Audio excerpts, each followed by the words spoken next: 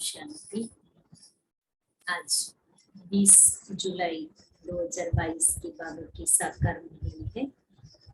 आज विशेष बाबा हम बच्चों को कहते हैं कि अभी तुम श्रीमत पर श्रेष्ठ कर्म कर रहे हो, और बाबा श्रेष्ठ कर्म करना सिखलाते हैं, इसलिए अभी कोई भ्रष्ट कर्म नहीं करना है। कर्मों का सारा हिसाब किताब अभी चुकतू हो रहा है, और सबसे श्रेष्ठ कर्म है सबको बाप का परिचय देना और एक बाप को याद करना। दूसरा बाबा ने कहा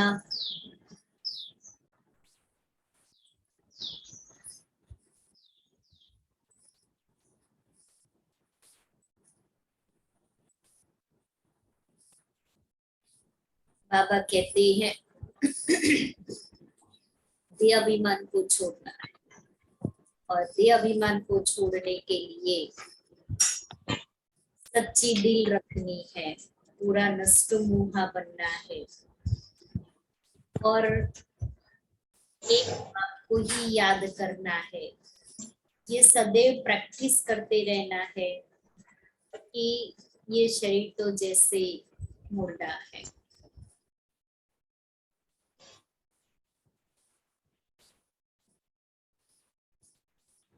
ये शरीर मुर्दा है, मैं तो आत्मा अशरीरी हूँ।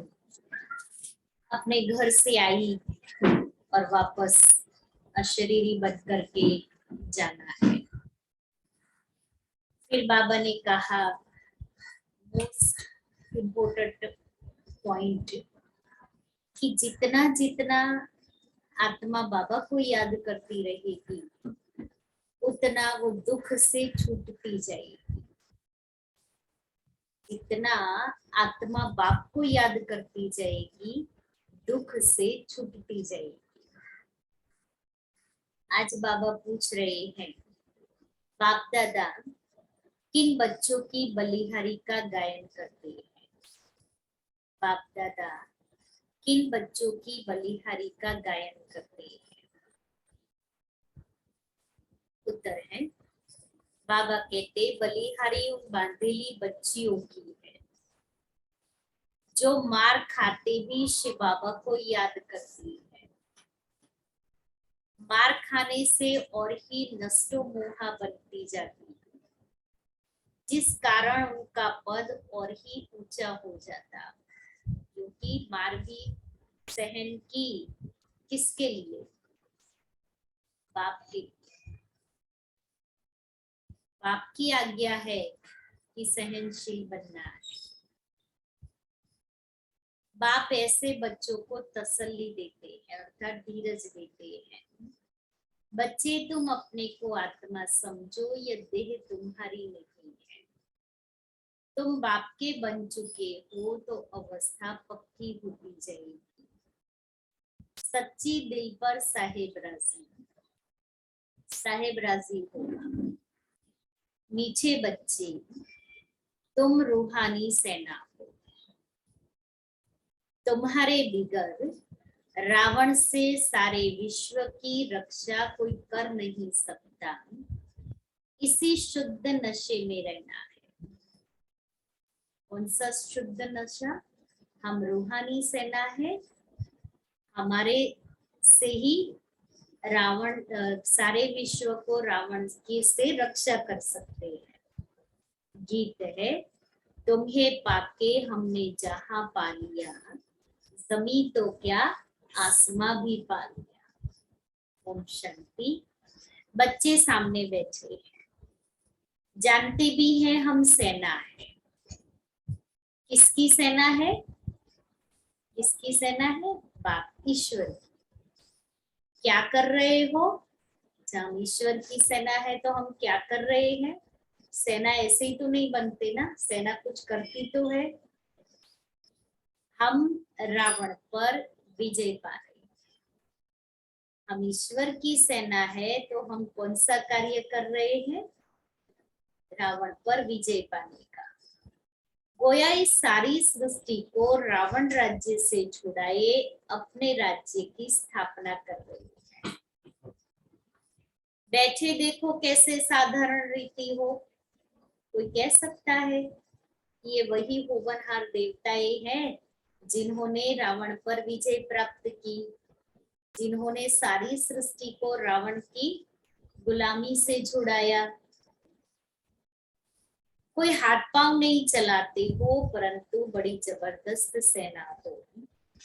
तुम मददगार हो ईश्वर के, ईश्वर भी गुप्त है, तुम भी गुप्त हो। उनको शहंशाह भी कहते हैं। तुम्हारी युद्ध इतनी जबरदस्त और गुप्त है जो तुम विकारों पर जीत पाकर सारे विश्व पर जीत पा लेते हो।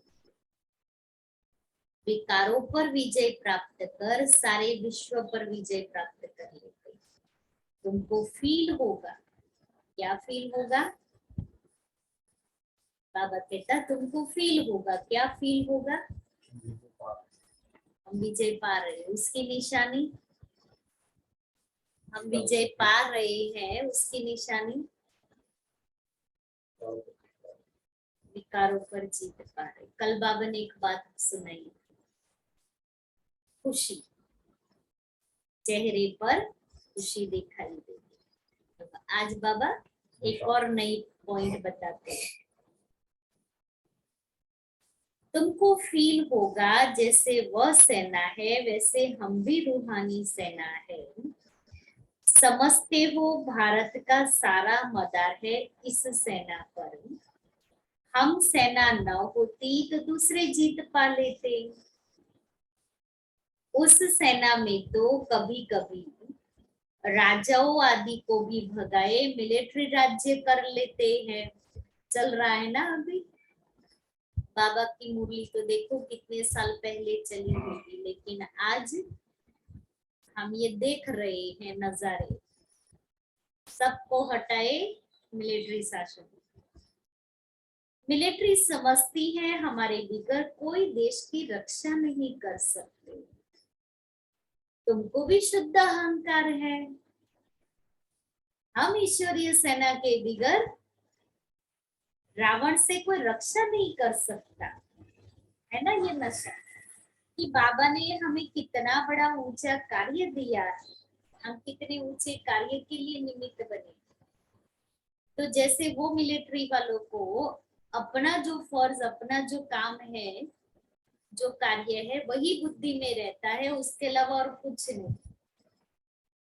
हम भी रूहानी सेना है, तो हमें भी सदैव अपने कार्य की स्मृति रहे।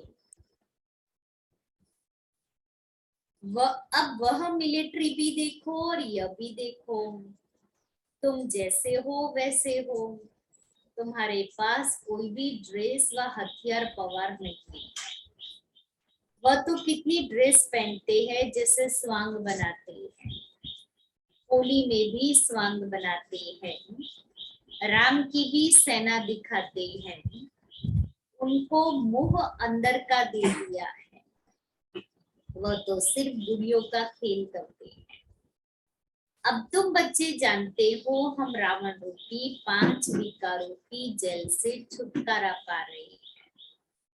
एक तो रावण का जेल, फिर रावण की मत पर चलने वालों का जेल, भक्ति की भी जंजीरें, गुरुओं की जंजीरें, फिर पति की भी जंजीरें। रावण की मत पर तुम कितने दुखी होते हो, कितना पुकारते हो।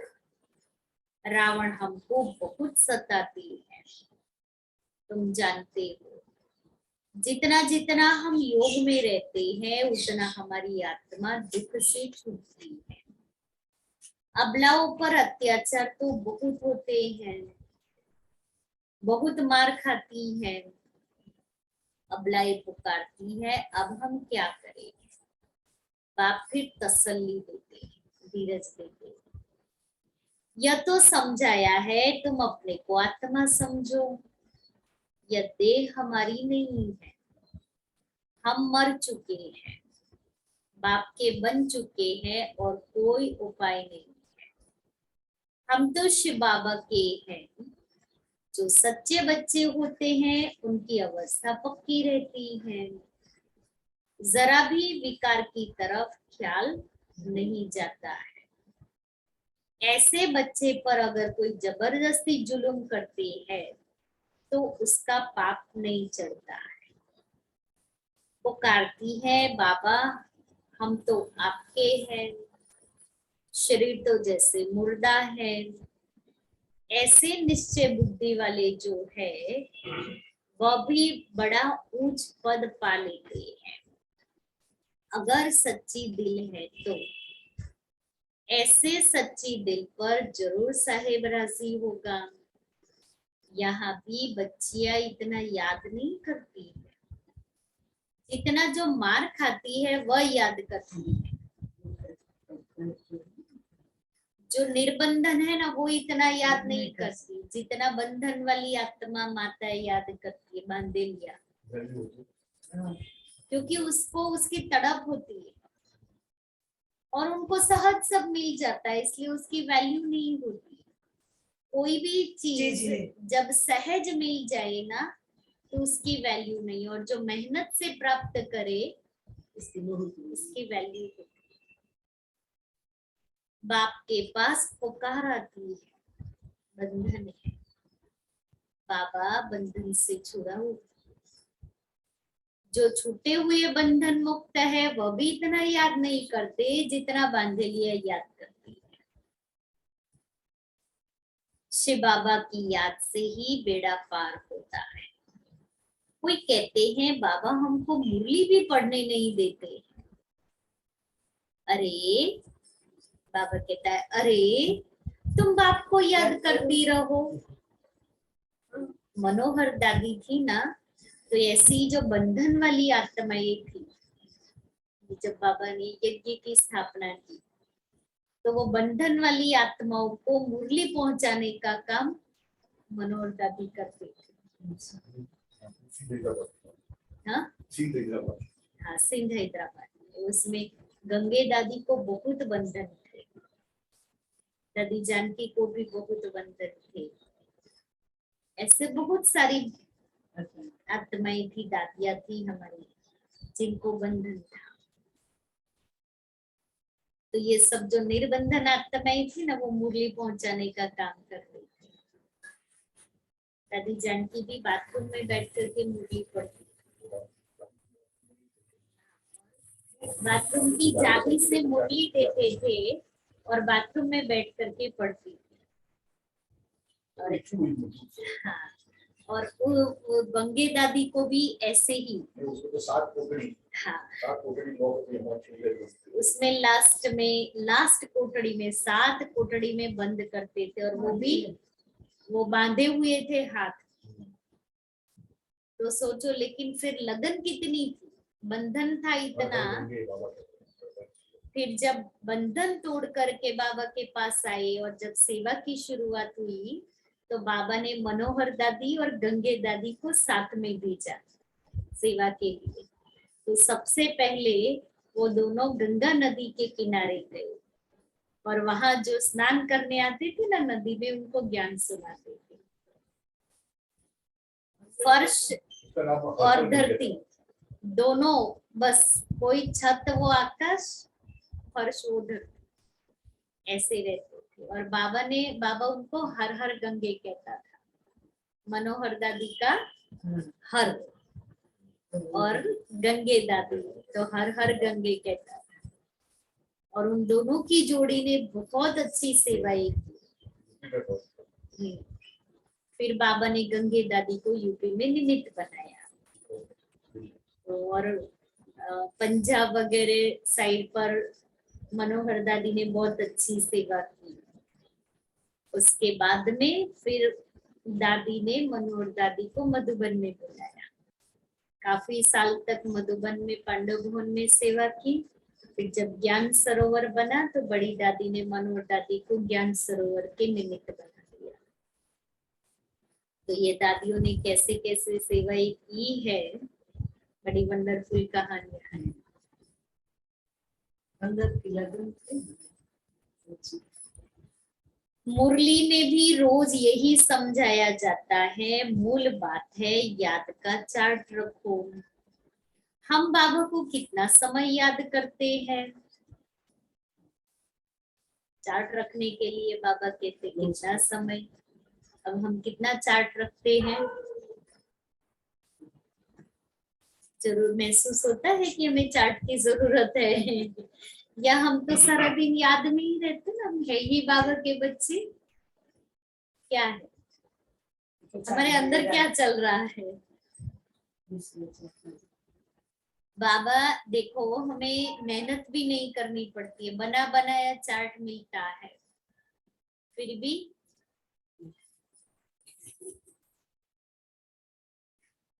बेस्ट फिर भी हमारे पास टाइम नहीं है कि हम चार्ट भरें। तो बाबा कहता है कि यह मेहनत बहुतों से होती नहीं है, घड़ी घड़ी याद भूल जाती है। बांधेली बच्चियां तो मार खाते खाते और ही जास्ती याद करती है। बलिहारी उन अबलाओं की है जो मार खाते भी याद करती है। बाबा कहते तुम अपने को आत्मा समझ बाप को याद करती रहो। जितना जास्ती मारेंगे तुम और ही नष्ट मोहा होती जाएगी। मार भी अच्छा पद बना देती है। बाबा को भी ऐसी ऐसी बच्चियां याद पड़ती है। कैसी कैसी बच्चियां याद पड़ती? बांधेलिया, जो दिल से लगन से बाबा को याद करती है। एक तरफ बाबा को याद करना, एक तरफ फैमिली मना करते हैं, और ज्यादा। तो बाबा क्योंकि याद से याद पहुंचती है। हम लौकिक में भी कहते हैं कि किसी का फोन आए तो हम क्या कहते हैं, हम आपको ही याद कर रहे थे, तो मेरी याद पहुंची, तो अभी ये तो सुप्रीम है, तो सुप्रीम के पास तो जरूर मेरी याद पहुंचेगी। होता ही है। तो अभी मैं आत्मा इतना याद करती हूँ जो बाबा को मेरी कशिश होवे, और मेरी याद इतनी पावरफुल हो कि बाबा की कशिश मुझे हो। लौकिक की याद की कशिश कितनी होती है, जो बिना कहे बिना कुछ करे ये चला जाता है, फिर हम फोन कर लेंगे, हम मिलने जाएंगे।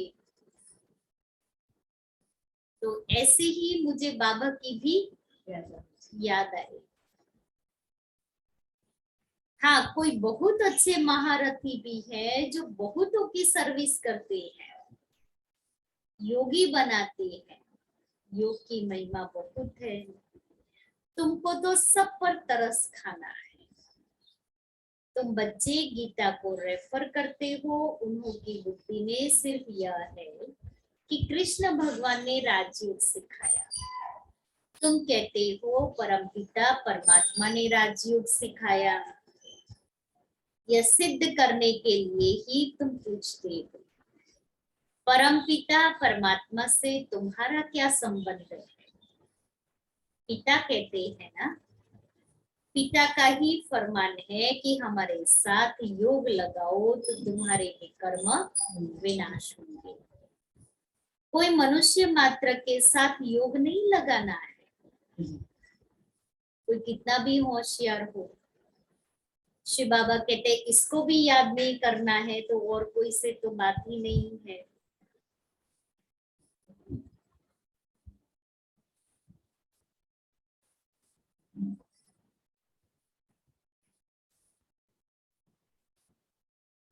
अगर सिखाने वाला ही मनुष्य होगा तो तुम्हारा कल्याण नहीं होता। गीता में भी नाम देधारी का रख दिया है। हम कहते हैं हमको निराकार परमपिता परमात्मा योग सिखाते हैं। तुम कोई की निंदा नहीं करते हो, तुम तो बाप की महिमा करते हो। परंतु समझाने वाले बड़े तीखे और सयाने चाहिए, क्योंकि वहां बड़े बड़े विद्वान पंडित भी बहुत आते हैं। सन्यासियों की भी सेना है ना, सबके हिट्स आते हैं। तुम बच्चे ऐसे चतुर होने चाहिए जो बात बिल्कुल थोड़ी करो और एकदम तीर लग जाए। जास्ती कुछ भी बोलने की दरकार ही नहीं है, क्योंकि वे क्रोधी भी बहुत होते हैं। सन्यासी, उनकी भी बड़ी सेना है। कहाँ से भी निमंत्रण आता है तो तुम जा सकते हो। तुम बच्चे भी समझ सकते हो हमारे में कौन कौन अच्छी ललकार कर सकते हो। एक अलफ का अर्थ ही समझाना है, 2 चीजें है बस। बाप अलफ कहते हैं मुझे याद करो तो तुम विश्व के मालिक बन जाएंगे। यह तो अलफ भगवान ही कह सकते हैं, जो ही रचयिता है, हेवनली गॉडफादर है। वह कहते हैं मुझे याद करो तो तुम्हारे विकर्म विनाश होंगे। श्री कृष्ण को याद करने से विकर्म विनाश नहीं होंगे। कृष्ण अब कहाँ है? उसने तो एक शरीर छोड़ दूसरा ले लिया।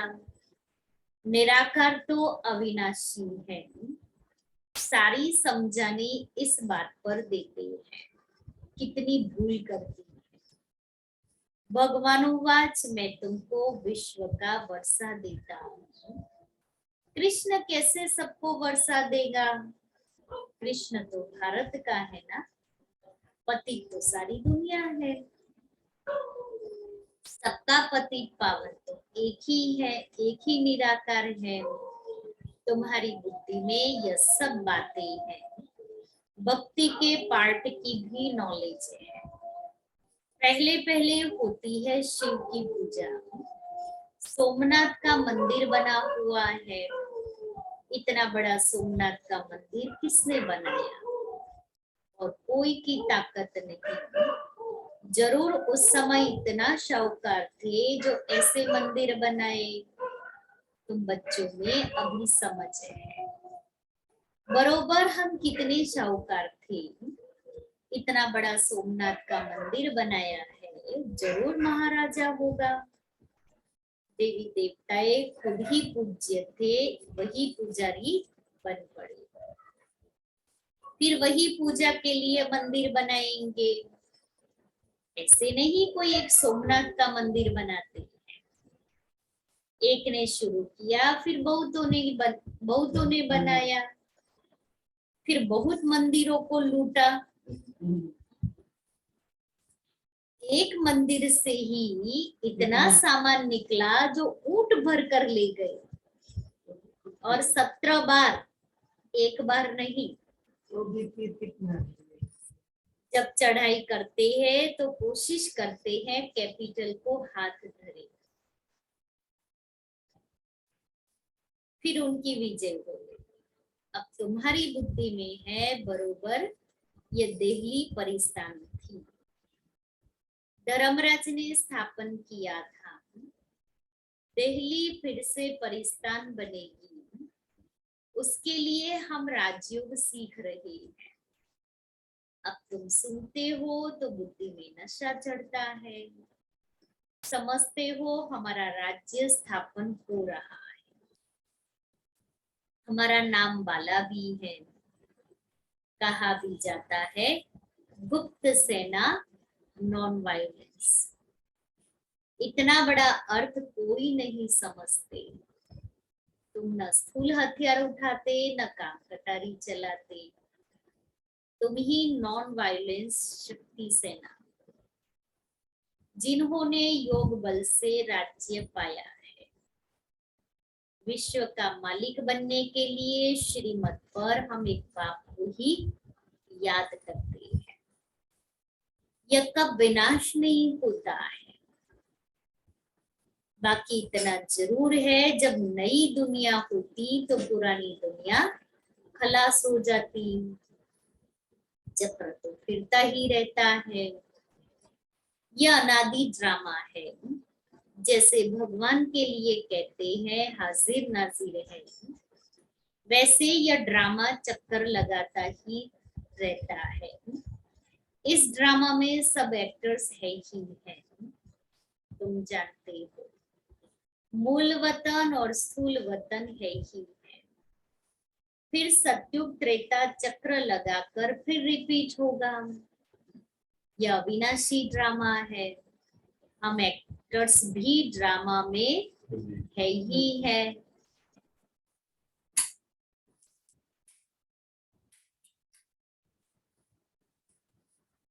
5 नंबर।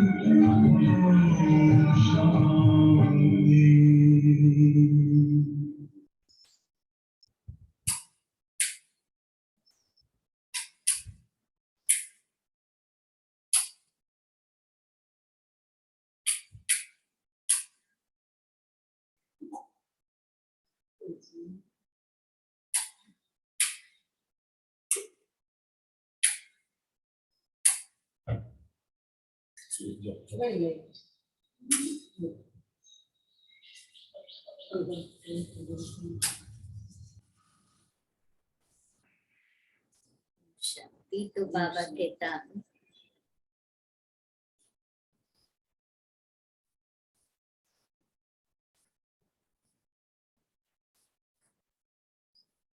यह अविनाशी नाटक है। यह कब विनाश नहीं होता।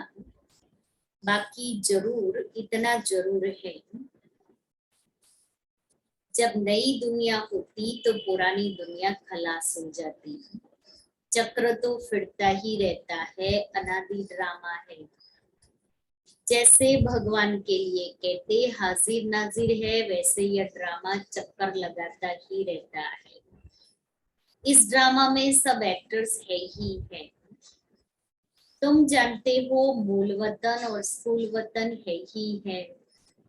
फिर सत्युग त्रेता चक्र लगाकर फिर रिपीट होता है। यह अविनाशी ड्रामा है। हम एक्टर्स भी ड्रामा में है ही है। शुरू से अंत तक सबका पार्ट है ही है। वह छोटा ड्रामा होता है जो पुराना होता है, पुराना हो जाता है। यह कभी पुराना नहीं होता। यह अविनाशी ड्रामा कब पुराना होता है क्या? बाकी हम पार्ट बजाते, पार्ट में आते हैं। नए से पुराने हो, फिर पुराने से नए हो जाते हैं। तुम जानते हो बरोबर हम राजा रानी थे। अब रंक बने हैं, रंक से फिर राव बनते हैं। रंक माना फकीर, बाप आकर सबको राह बताते हैं। तुमको बहुत नशा होना चाहिए। यह नई नॉलेज तुमको मिलती है और मिलती भी एक ही बार है। यह समझते हो ना कि हम डायरेक्शन अनुसार इस सृष्टि पर अपनी बादशाही स्थापन कर रहे हैं। बाप कहते हैं मुझे याद करो और बादशाही को याद करो। हाँ, बाकी ये सितम तो होंगे ही। सितम भी कर्म भोग है। पुरुष स्त्री को मारता है, ऐसे ही कोई मार सकता है क्या? तुमने भी उनको मारा होगा अगले जन्म में। वही हिसाब किताब चुप तो हो रहा है। यह सब कर्मों का हिसाब किताब है। अब तुम श्रीमत पर श्रेष्ठ कर्म कर रहे हो। अब कोई भ्रष्ट कर्म नहीं करना। सबसे श्रेष्ठ कर्म है सबको बाप का परिचय देना।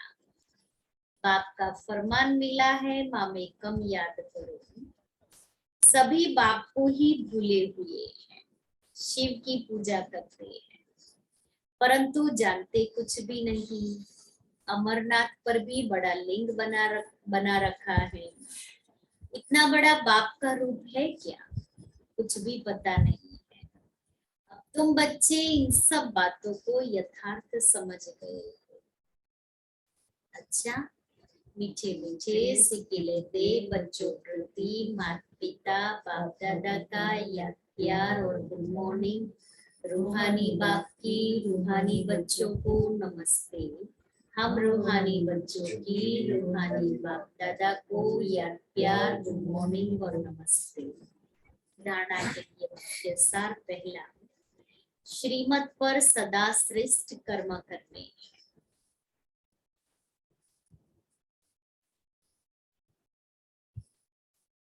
कोई भी भ्रष्ट कर्म न हो, इसका ध्यान रखना है।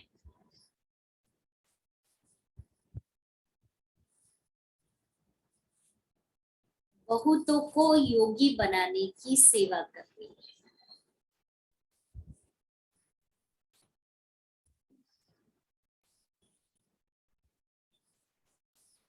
दूसरा है सच्ची दिल रखनी है।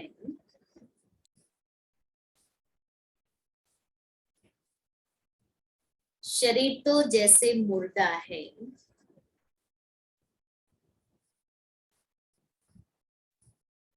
इसका अभिमान छोड़ देना है।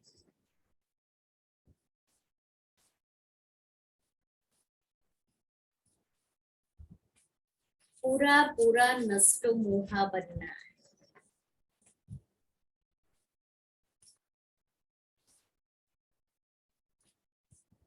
वरदान है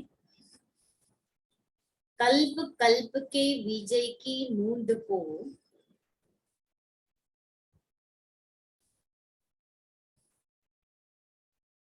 स्मृति में रख सदा निश्चिंत रहने वाले,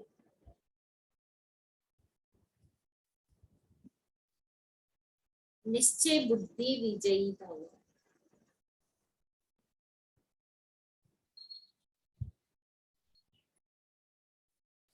निश्चय बुद्धि बच्चे व्यवहार व परमार्थ के हर कार्य में सदा विजय की अनुभूति करते हैं। बल कैसा भी साधारण कर्म हो, लेकिन उन्हें विजय का अधिकार अवश्य प्राप्त होता है। वे कोई भी कार्य में स्वयं से दिल शिकस्त नहीं होते, क्योंकि निश्चय है कि कल्प कल्प के हम विजयी हैं। जिसका मददगार स्वयं भगवान है, उसकी विजय नहीं होगी तो किसकी होगी? इस भावी को कोई टाल नहीं सकता। यह निश्चय और नशा निश्चिंत बना देता है। स्लोगन है, सदा खुशी की खुराक द्वारा, सदा खुशी की खुराक द्वारा तंदुरुस्त, खुशी के खजाने से संपन्न खुशनुमा बनो। सदा खुशी की खुराक द्वारा तंदुरुस्त, खुशी के खजाने से संपन्न खुशनुमा बनो। मातेश्वरी जी के अनमोल महावाक्य। हम कहते हैं कल्प 5000 वर्ष का है, और यह कल्प हर कल्प हूबहू रिपीट होता है। इस पर बहुत मनुष्यों का प्रश्न है, कल्प इतना बड़ा है, वह फिर 5000 वर्ष का कैसे हो सकता है? कल्प तो लाखों वर्ष का होता है। जब ऐसी चीज निकली हुई है जिससे मालूम पड़ता है कि यह कोई लाखों वर्ष की है, फिर मनुष्य कैसे मानेंगे कि कल्प 5000 वर्ष का है? अगर कोई कहे कि हिस्ट्री लाखों वर्ष की बनी हुई है, तो उन्हें समझाओ कि लाखों वर्ष की हिस्ट्री कैसे रह सकती है? यह जो कल्प के अंदर इतनी उथल पाथल होती है, इतना विनाश होता है, जिसमें सारी बादशाही का ही विनाश हो जाता है, तो तुम्हारी वो हिस्ट्री साबित कैसे रहेगी? फिर एक्यूरेट हिस्ट्री का कैसे पता पड़ेगा? तो यह बात सिद्ध नहीं होती। अब अपने को तो स्वयं वर्ल्ड ऑलमाइटी ऑथोरिटी परमपिता, वर्ल्ड ऑलमाइटी ऑथोरिटी परमात्मा एक्यूरेट सुनाते हैं, और साथ साथ हमें दिव्य दृष्टि द्वारा साक्षात्कार भी कराता है। तो क्या हम उस पर विश्वास नहीं करेंगे? अवश्य भल कोई साक्षात्कार पर निश्चय न भी करे, परंतु स्वयं परमात्मा हमें सम्मुख सुना रही है। पहले तो हमको यह निश्चय है कि हमें पढ़ाने वाला कौन, और फिर सारी सृष्टि कैसे हूबहू चक्र लगाती है, इस राज को भी हम समझ चुके हैं। तभी हम अपने अनुभव और प्रैक्टिकल जीवन को देख यथार्थ कह रहे हैं कि कल्प 5000 वर्ष का है। उसका क्लास है आत्मा और परमात्मा का अंतर। इस पर समझाया जाता है कि आत्मा और परमात्मा का रूप एक जैसा ज्योति स्वरूप है। आत्मा और परमात्मा की आत्मा का साइज एक ही रीति में है, बाकी आत्मा और परमात्मा में सिर्फ गुणों की ताकत का फर्क अवश्य है। रूप एक है, लेकिन गुण अलग है। अब ये जो इतने गुण हैं, वो सारी महिमा परमात्मा की है।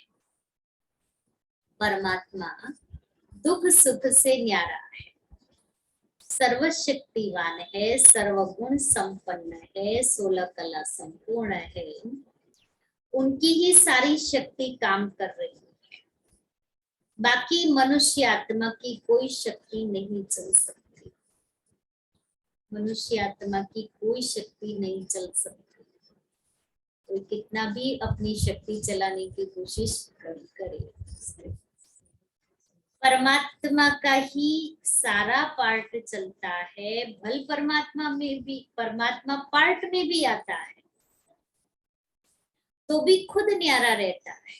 भले पार्ट में आता है लेकिन हमारे जैसा शरीर तो नहीं लेते, इसलिए न्यारा। लेकिन आत्मा पार्ट में आते भी पार्ट धारी के रूप में आ जाती है, परमात्मा पार्ट में आती भी कर्म बंधन से न्यारा है। आत्मा पार्ट में आते कर्म बंधन के वश हो जाती है। यह है आत्मा और परमात्मा में अंतर। अच्छा, आज का स्वमान है मैं फरिश्ता, है फरिश्ता।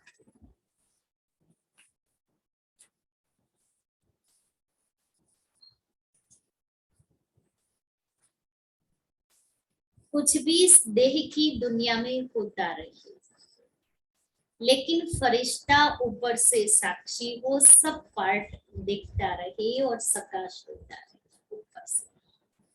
ऊंची स्थिति पर ग्लोब पर बैठ करके सारी सीन देखे और फिर वहां से ही सकाश देवे।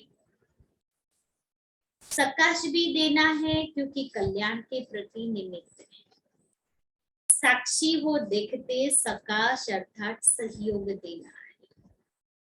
सकाश देना ही निभाना है। निभाना अर्थात कल्याण की सकाश देना। लेकिन ऊंची स्टेज पर स्थित होकर देना, इसका विशेष अटेंशन दो हो कि ऊंची स्थिति पर स्थित होकर के सकाश देनी है, यहाँ से सकाश नहीं देनी है। और सकाश तो फिर ऊपर से ही दे सकते हैं ना। इसलिए अपने सामने वो दृश्य इमर्ज करना। बहुत बड़ा ग्लोब है और उस ग्लोब के ऊपर मैं फरिश्ता खड़ा हूँ। ये ग्लोब है, इसके ऊपर मैं फरिश्ता खड़ा हूँ और नीचे सारी सृष्टि आत्माएं और सकाश दे रही, किरणें दे रही। अव्यक्त इशारे।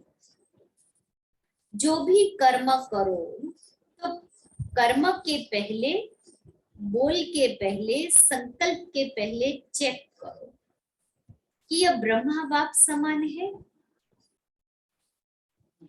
फिर संकल्प को स्वरूप में लाओ, बोल को मुख में बोलो, मुख से बोलो, कर्म को कर्मेंद्रियों से करो। ऐसे नहीं कि सोचा तो नहीं था लेकिन हो गया। ब्रह्मा बाप की विशेषता विशेष यही है, जो सोचा वह किया, जो कहा वह किया। ऐसे फॉलो फादर करने वाले ही ब्रह्मचारी है। तो हमें ब्रह्मचारी बनना है तो संकल्प के पहले, बोल के पहले, कर्म के पहले देखना है ये ब्रह्मा बाप समान है, तो ही तो ब्रह्मचारी बन सकेंगे, फॉलो फादर हो सकेगा। ये ब्रह्मा बाप को पसंद है, ये ब्रह्मा बाप ने किया, ब्रह्मा बाप ने क्या किया वो मुझे करना है।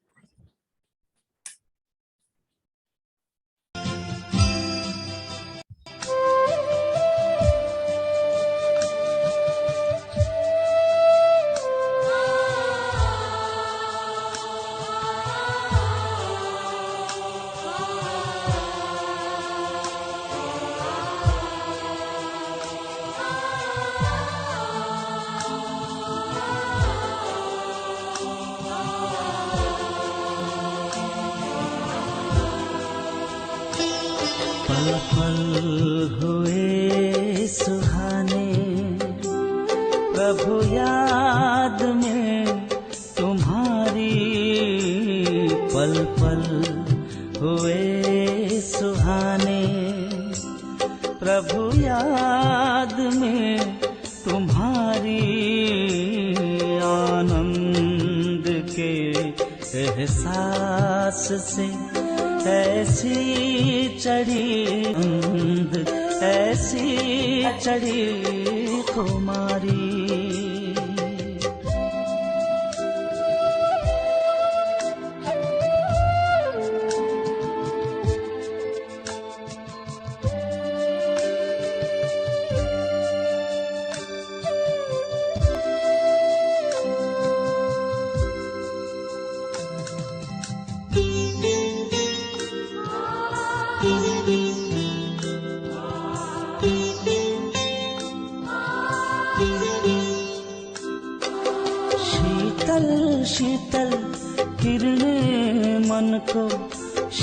शीतल करती है। पंख लगाए उमंगों के दूर ले जाती है। तुम सा बनने की प्रभु हम कर रहे हैं तैयारी। ऐसी चढ़ी खुमारी।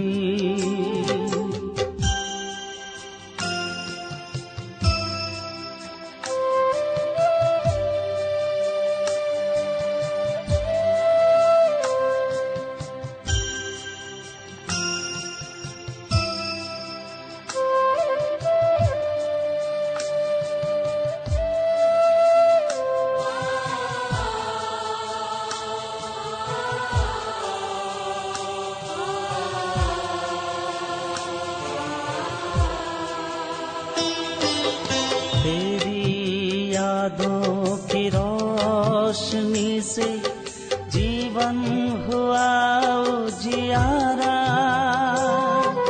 खुशियाँ था मिली मन को पाकर तेरा सहारा। कुदरत का नजारा प्यारा पर तेरी दुनिया सबसे न्यारी।